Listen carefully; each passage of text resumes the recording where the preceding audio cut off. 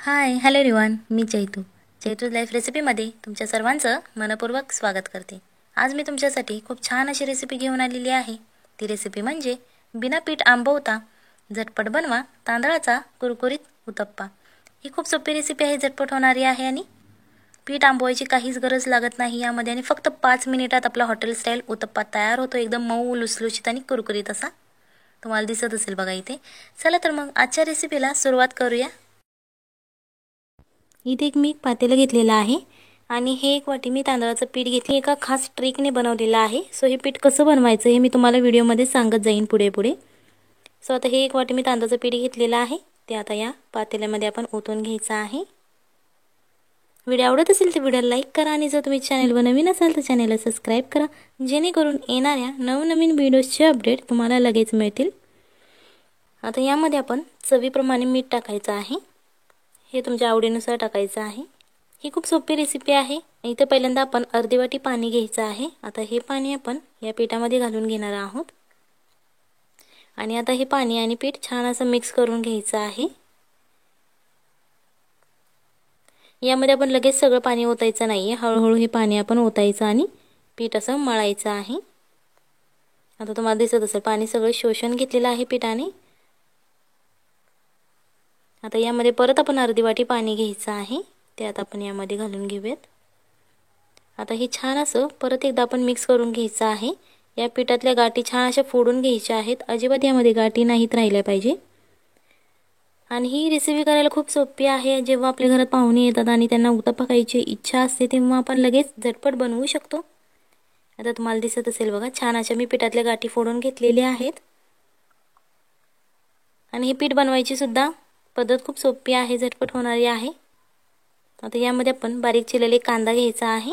जर तुम्हाला जाडसर चिरलेला आवडत असेल तर तुम्ही जाडसर चिरलेला घेतला तरीही चालेल। आणि यामध्ये अजिबात सोडा घालण्याची काहीच गरज लागत नाही, कारण हे पीठ त्या एका छान अशा सोप्या अशा ट्रिकने बनवलेलं आहे।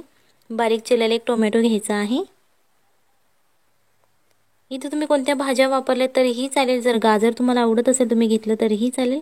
कापलेली कांद्याची पात घ्यायची आहे आणि ही मी हिरवी मिरची घेतलेली आहे। या मी 2 ते 3 हिरव्या मिरच्या घेतलेल्या आहेत आणि त्या बारीक असे चिरून घेतलेले आहेत। आता हे सगळे पदार्थ आपले घालून झालेले आहेत। आता हे छान असे आपण मिक्स करून घेणार आहोत, जेणेकरून हे सगळं जे आपण या पिठामध्ये मीठ टाकलेलं आहे ते सगळं आपल्या भाज्यांना लागलं जाईल आणि पिठालाही।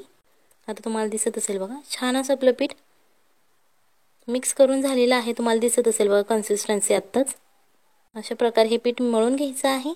आता हा मी 3 ते 4 कढीपत्त्याची पाने घेतलेली आहेत, ती छान अशी यामध्ये घ्यायची आहेत। तुम्ही चुरून टाकली तरीही चालेल, छान असा वास येतो कढीपत्त्याचा, त्याच्यामुळे आपण ही पाने घेतलेली आहेत।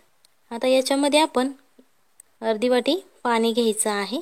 आता इथे तुम्हाला पाण्याचं प्रमाण लक्षात ठेवायचं आहे। जर तुम्ही तांदळाचं 1 वाटी पीठ घेतलं असेल तर इथे तुम्हाला 1.5 वाटी पाणी लागतं। आता हे सगळं मिक्स करून घ्यायचं आहे आणि ही रेसिपी करायला खूप सोपी आहे। क्रिस्पी असा उत्तप्पा तयार होतो, ज्याप्रमाणे आपण हॉटेलमध्ये खातो उत्तप्पा, आणि याची चव आंबटही लागते बिना आंबवता।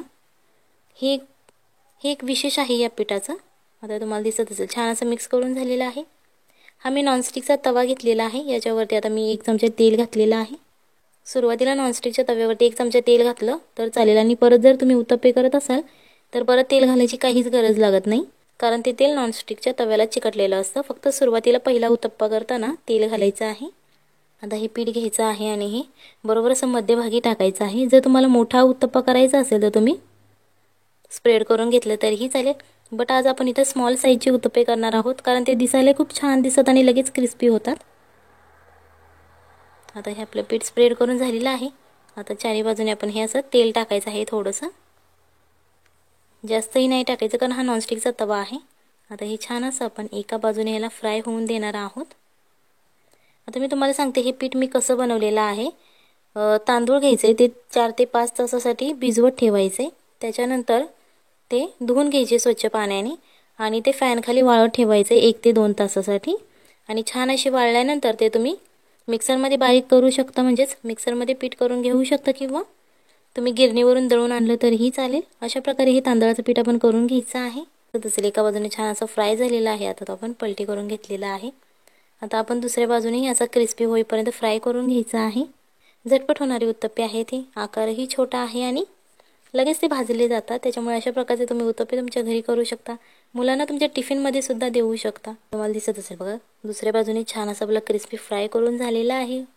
अशा प्रकारे आपण सगळे उत्तप्पे तयार करून घेणार आहोत.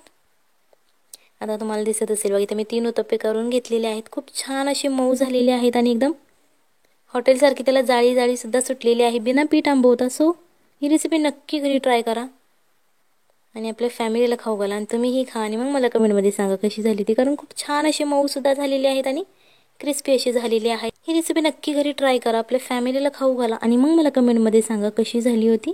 मग भेटूयात पुढच्या रेसिपीमध्ये. तोपर्यंत बाय बाय, टाटा.